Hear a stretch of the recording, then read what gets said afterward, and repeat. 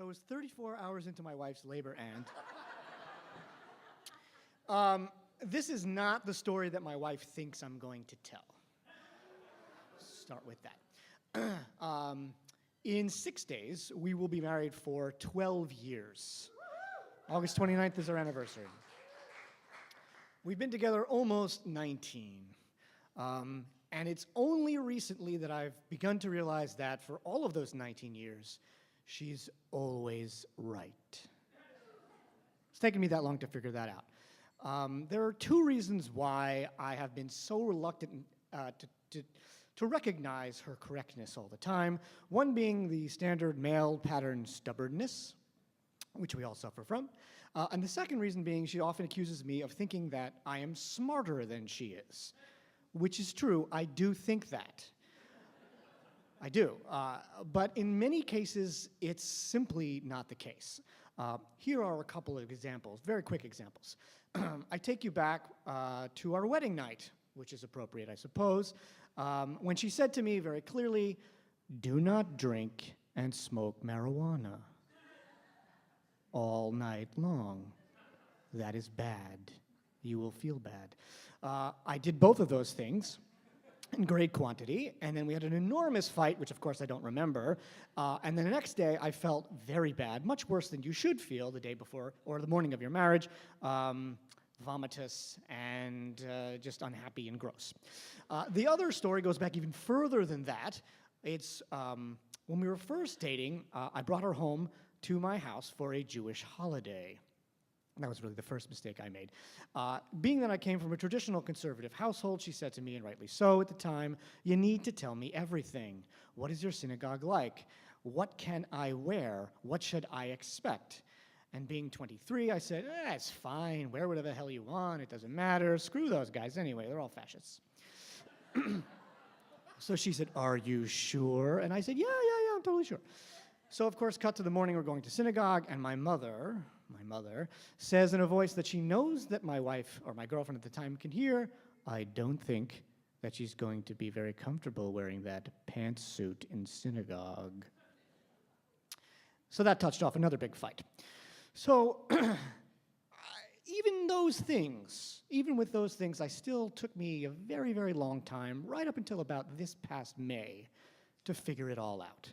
See, the last 6 months of my life have been a little bit rocky. Let's just say me and the job that I had kind of a falling out. And it was on one of those days, leaving that job, lost in a miasma of self-hatred, that I began to drive home from my parking spot, and it was a rainy day, and there were puddles, and there was water in the puddles, and I was trying to swerve around the puddles, and I heard a huge crash. And I thought, surely I've smacked into another car, but what I realized immediately is I've smacked into a human being. Yeah, on a bicycle. And I thought to myself, great, I've lost my job, and now I'm going to jail forever for manslaughter. That was not a good moment. It was a moment in which you might panic, and I began to, and I started to I shut down. I just shut down emotionally, and he is okay. He gets up, which is a good sign, and I know that he's okay because he does like a karate kick at my side view mirror and starts shouting at me, "Call the police, call the police, call the police." So I'm like, okay, call the police. And then all of a sudden the operator's on the phone and she's asking me questions. Is he okay? And I'm like, I think he's breathing. And then he's looking in the side view mirror at a cut over his eye. And I'm thinking, I don't know what he's doing. She said, "What is he? Is he okay?" I said, "Yeah, well, he's showing me the back of his head," which he wasn't doing. But I was so lost and so afraid and so panicking that I had no idea what was going on. And then finally I had a thought. The first really smart thought I've had in about 19 years of my relationship with my wife.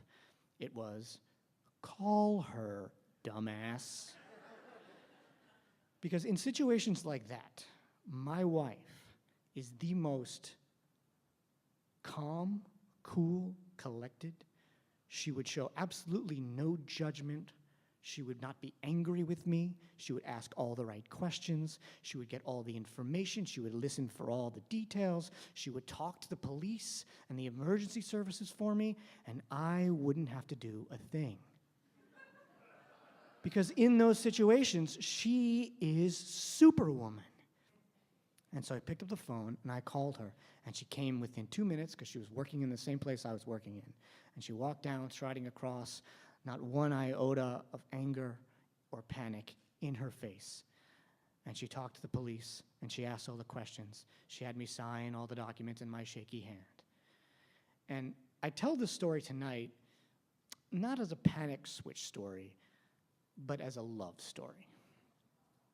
Thank you.